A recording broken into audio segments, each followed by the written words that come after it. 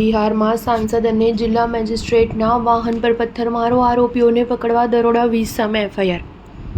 બિહારના સિવાનમાં ગ્રામજનોએ સાંસદ અને જિલ્લા મેજિસ્ટ્રેટના વાહનો પર હુમલો કર્યો છે. ગ્રામજનોએ લાકડીઓ અને દંડા સાથે પથ્થરમારો કરતા ભારે હોબાળો થયો છે. ટોળાના આક્રોશના કારણે માત્ર સાંસદ અને જિલ્લા મેજિસ્ટ્રેટ જ નહીં, હાજર ઘણા અધિકારીઓએ ત્યાંથી ભાગવું પડ્યું છે. આ ઘટનામાં 20 લોકો સામે એફઆઈઆર નોંધવામાં આવી છે અને તેઓને પકડવા માટે દરોડા પાડવામાં આવી રહ્યા છે. વાસ્તવમાં સાંસદ જનાર્દનસિંહ સિગ્રીવાલ અને જિલ્લા અધિકારી મુકુલ કુમાર ગુપ્તાની આગેવાનીમાં અધિકારીઓની ટીમ કેન્દ્રીય વિદ્યાલય માટે જમીનનું નિરીક્ષણ કરવા માટે મહારાજગંજના હરકેશપુર ગામ જતાં જ ભારે હોબાળો શરૂ થઈ ગયો હતો.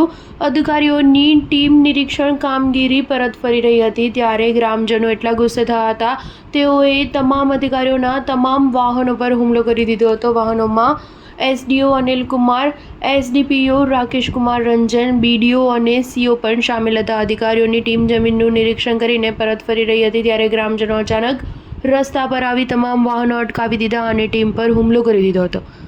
જોકે પોલીસની ટીમ હાજર હોવાથી તમામ અધિકારીઓનો બચાવ થયો છે.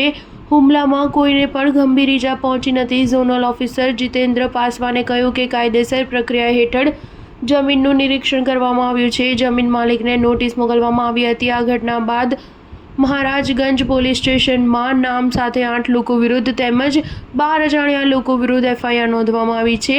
એસડીપીઓ રાજેશકુમાર રંજને કહ્યું કે આરોપીઓને પકડવા માટે દરોડા પાડવામાં આવી રહ્યા છે. સ્ટાર ન્યૂઝ 7 હંમેશા સચ્ચાઈની સાથે.